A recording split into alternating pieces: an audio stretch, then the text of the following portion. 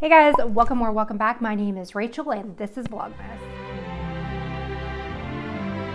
Today I'm going to be doing a tag. I have never done a tag before, but I guess they used to be pretty popular a few years back. And one of my favorite YouTubers to watch on YouTube is Annette's Makeup Corner, and she is bringing the tag back, baby. So I thought it might be kind of fun to give it a try. The tag is the 2022 eyeshadow tag, and I'll link Annette's channel below in that video so you can watch it as well. If you're into colorful makeup or new and exciting indie brands, then she's the place to be because she does all of that and she does it well. So the first question is, what is the most innovative palette of the year? So I don't know because I don't research makeup a lot unless it's a palette I'm interested in buying. I know there, in her channel, she had talked about eyeshadow palettes that had like a water activated eyeliner in the palette. I think that might be interesting to try, but as far as my collection, I'm gonna say the Natasha Denona My Dream palette, and I'm not really saying like innovative, but more like unique to me because this is my first time trying like an actually true multi-chrome. That Vision shade in the bottom I'm sorry, and I've been obsessed with that color ever since, the shade Vision.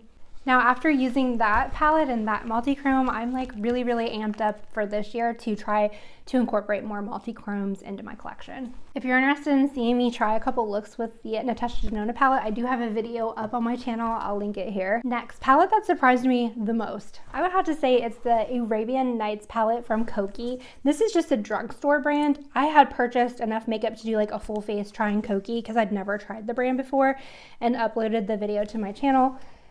Pretty early on in my YouTube days, my first few videos, and I kind of bought this.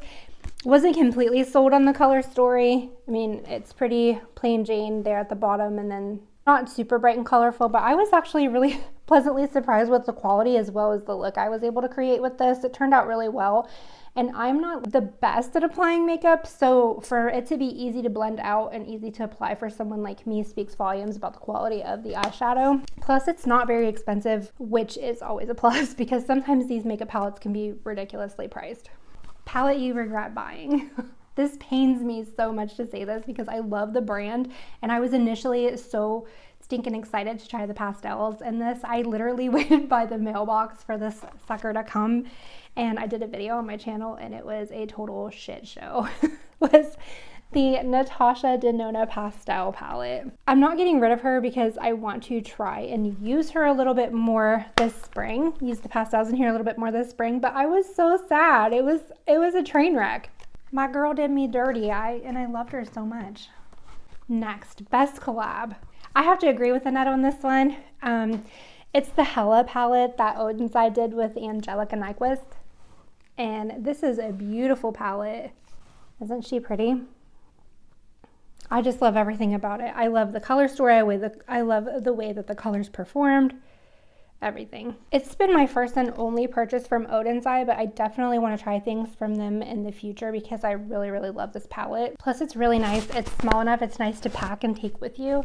And so when this came out, I definitely had put this in my bag and was going to purchase it right away because I missed out on Angelica's collab, and I had major, like, I hate to say FOMO because I did miss out because you can't buy it no longer, but man, I think about that palette still to this day and have like regret that I didn't purchase it. It's like the reverse of buyer's remorse. I'm really hoping that one day Collab will bring that palette back and so I'll have another chance to purchase it. Worst collab. I don't have this in my collection. And I want to preface this by saying that if you love this palette, I'm sorry, but it's just not for me, and a lot of reasons. Okay, so it's going to be the Urban Decay She-Hulk collab. One reason is I really am not into movies like that, so it wasn't the aesthetic for me. Also, 6 of the pans on the left side, I believe, are like a neutral palette, and I think if they would have just done those 6 and released that palette, that it would have been a little bit more appealing to the masses and people who aren't necessarily into it for like nostalgia or like movie memorabilia. But the right side is almost like they try to do a colorful color story with it, and I'm not really sure how that plays into the movie because I've never watched it, but to someone outside looking in, I don't see how that color story had anything to do with She-Hulk. And then there's also this weird large pan Hulk out shade right in the middle, and I don't know how anyone would ever go through that much green eyeshadow ever in their life before it expired or was I mean, or even just use it all up in one lifetime. It's a ton of green eyeshadow. Best seasonal eye palette release. I've been so good. I've not purchased any seasonal eye palette releases as of yet. That may change. But one that I really, really wanted was the Odens Eye Christmas release. Oh my gosh, it's so beautiful. But this sucker sold out pretty quickly, and it has remained completely sold out. So there's no getting that one. So I don't have to worry about going out on a limb and purchasing that one because it's completely unavailable. And I even hate to bring it up and show you what it looked like because it's so beautiful and you can't get it. Palette that's still on your mind. The palette that's still on my mind the most is the Sydney Grace palette bundle. It's like a bundle that they did for Mel. If you don't know who Mel is, she was a YouTuber. I loved her channel so much, and she had collaborated with Sydney Grace in the past and did the Tiny Marvels palette. I hadn't purchased that, but I really thought about it, and I believe it's still available through Sydney Grace's website. Sadly, Mel passed away in September of last year, and she is no longer with us. I miss her channel still to this day. Sometimes I'll go back and watch some of her videos because last time I checked, they are still uploaded on YouTube, and she was just like such a happy, sweet, caring person. I didn't know her personally, but I just loved her vibe and her aesthetic, and I'm so sorry for her husband and her children. She passed away at the age of 35, so young. As of right now, Sydney Grace is doing a palette bundle in memory of Mal Thompson, and all of the proceeds are going to be going to her family. And I thought about buying that. Actually, I don't know. I'm still thinking about buying that. But I do have the Natasha Denona Retro Glam palette, and it kind of gives me a similar vibe. So I don't know if it would be worth having both in my collection, but I don't know. If you have both in your collection, or you have the Sydney Grace palette, I know right now it's on back order. Let me know what your thoughts are on that. I really would like to purchase that in memory of Mel, but I don't know if it's worth it if I already have all of the shades that I need in this palette. What are you hoping to see more of this year? Affordable, good quality multi-chromes, especially those that look good on mature eyes. Am I asking for a miracle? Probably. The only thing I'm wondering right now is what took me so long to try multi-chromes, because now I'm like obsessed. How many times can I say multi-chromes in one video? What don't you want to see more of next year? Plain all matte rainbow palettes. They've been done to death.